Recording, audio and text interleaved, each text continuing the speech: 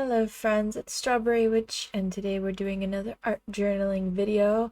This art journal is titled the Lavender Dreams and it consists of 3 characters because 3 of these characters work/own at this cafe called the Lavender Dreams. These are the 3. Their color palettes all match very well too, which I was thankful for. So this first one's name is Claude, the one on the left, and that's Xavius, and that's Daisy. I switched them because technically Daisy worked there before Xavius, so gotta put them in order, you know. And the little red panda on top of Claude's frame is named Glitter. She is a ghost animal, ghost red raccoon, I guess. She found Claude when he was leaving his city. His city is trapped in an eternal winter, but it was basically near impossible to get out of. But he tried, and he actually almost died. Was like slumped up against a tree, about to die, and this ghost raccoon found him and led him to safety outside or out of the storm zone. Just trying to think of the word. Anyways, and he survived and traveled for a bit and ended up in Lustile. And when he got to Lustile, he opened a cafe called the Lavender Dreams. He is a guy that loves the color purple, loves pastels, and loves plants and flowers and florals. So his cafe really reflects that. Loves wisteria, loves lavender, obviously, loves cherry blossoms. So his cafe is full of all of that. He actually recently, there was an attack on the city, and he lost his cafe, but he just recently opened a new one. Our dear Sylvia did the interior design work for it, and he opened up a brand new cafe, and it's 2 stories now. It's beautifully decorated. It's so much bigger. There's like balcony and patio, and so he's living large. All he needs to do is get together with this guy he likes, and everything will be perfect for him. His sister also recently came to town. She also managed to escape Kiersey and had been looking for her brother, and she found him here in Lustile. I think they have a big family. I'm not gonna lie, I haven't fully fleshed out their family, but I think Claude and his sister Shion have about maybe 2 or 3 more other siblings. They're elves, so big family, long lives. Here I'm painting the left, more of a darker lavender color. That's for Claude. And then the baby blue, light blue is for Xavius because that's his favorite color. And this pink is obviously for Daisy. So we're just kind of, ice creaming this. We're kind of developing it into 3 sections here. And I have to do a couple layers of paint over this pink because it was a lot more see-through than I anticipated. And I think I said this in the last art video with Darius, but this paper cannot hold a lot of paint. It starts to buckle with just about 1.5 coats, but we made it work. It's okay. It's okay. Claude was also an NPC. I didn't expect to get as much traction as he does, but Sylvia spends a lot of her time hanging out in the Lavender Dream. Sylvia is one of our main characters, our player characters. She spends a lot of time in the Lavender Dreams. She does a lot of her work, gets a lot of her work done there, does a lot of her hobbies there, so that's kind of like her hangout spot, And so because of that, all the people in there became rather important. And that leads us to Daisy. Daisy is a pink unicorn. She's like 50 something, but you would never guess that by the way she acts. She acts like she's like 23. A little bit older than that, like 25. She is a hoot. Daisy loves baking. She works at this cafe, cannot make coffee for the life of her, but she's the resident baker and smoothie maker. And she has worked, honestly, I think at the Lavender Dreams for like 3 or 4 years, so almost the entirety of the time that it's been open. And she loves it there. She's a very silly girl. She's loves to paint. She's very good at painting. She's very fast at painting. And She is very silly. She's very bossy. She's really good friends with Illume, who is one of Yelhsa's characters, a cute little white bunny. You've probably seen, if you've watched the other videos, you've seen me flip to that page before.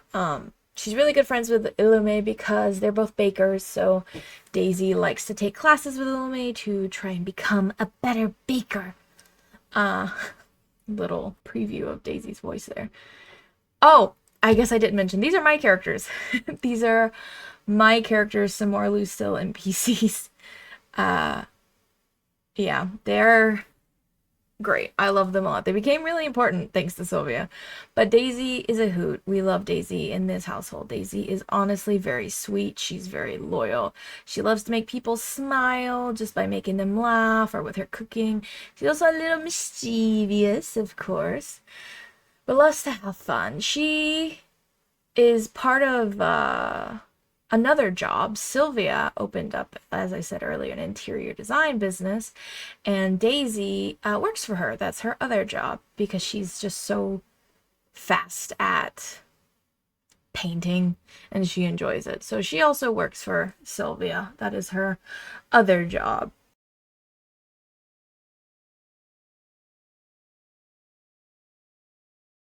Here I am trying to figure out the layout of what I wanted because I wanted each of them to be in their own colored sections, you know, the sections I colored for them based off their favorites. And just kind of moving things around a little bit, you know. Daisy is honestly one of those people that just has a lot of friends, and she's close to Xavius too, but she met Xavius through Sylvia. So Sylvia didn't actually meet Xavius at the Lavender Dreams. She met him in dance, in like ballet, because that's one of the hobbies she does is ballet. And Xavius is the star dancer, or he was. He has been in this dance program since he graduated high school, and it was very quiet, didn't really want to talk to anybody. He kept to himself the entire time. And Sylvia comes to find out that's because he was getting bullied by some people in his dance class.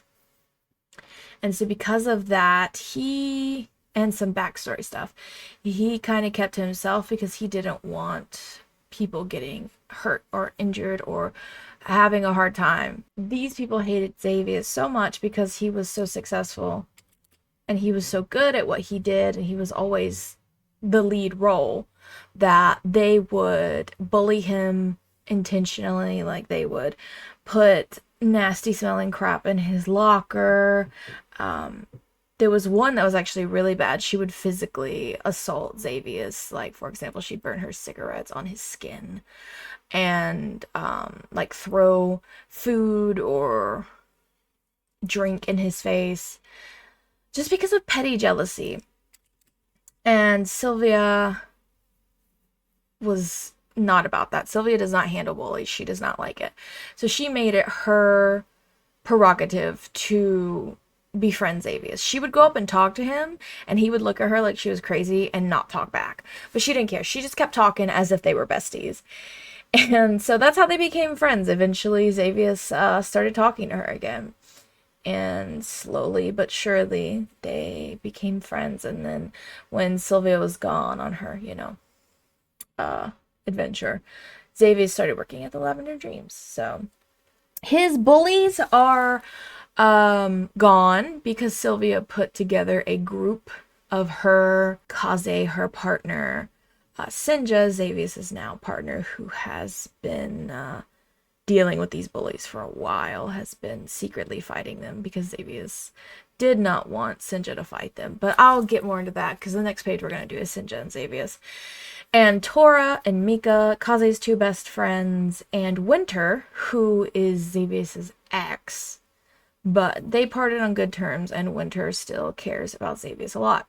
So they all got together, formed a plan, and grabbed Xavius's 4 bullies off the street, did some non-YouTube allowed things that I can mention, but basically, made them feel the pain that Xavius felt, and then KO'd them. Then absolutely unalived them and threw them in a portal to the Feywild so their bodies would never be found. So, yeah, Xavius doesn't have to deal with that anymore. Unfortunately, Xavius does have other problems going on in his life that aren't so great, but you know, one thing at a time, one thing at a time. But the issue was the reason why Sylvia decided to KO these bullies was because while she was gone, and they were, or, you know, Xavius was at dance, one of the bullies tripped him while he was in a spin and made Xavius break his ankle. So now Xavius couldn't dance anymore. And dancing was Xavius's passion. And it was just ripped from him. And Sylvia was like, no more. She was like, no, it's gotta stop. This has gotta stop.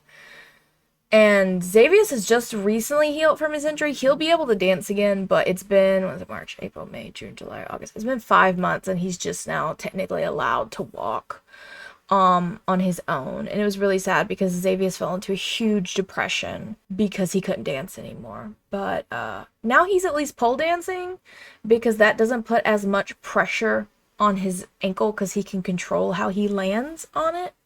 But he still is able to dance, so he's quite happy about that.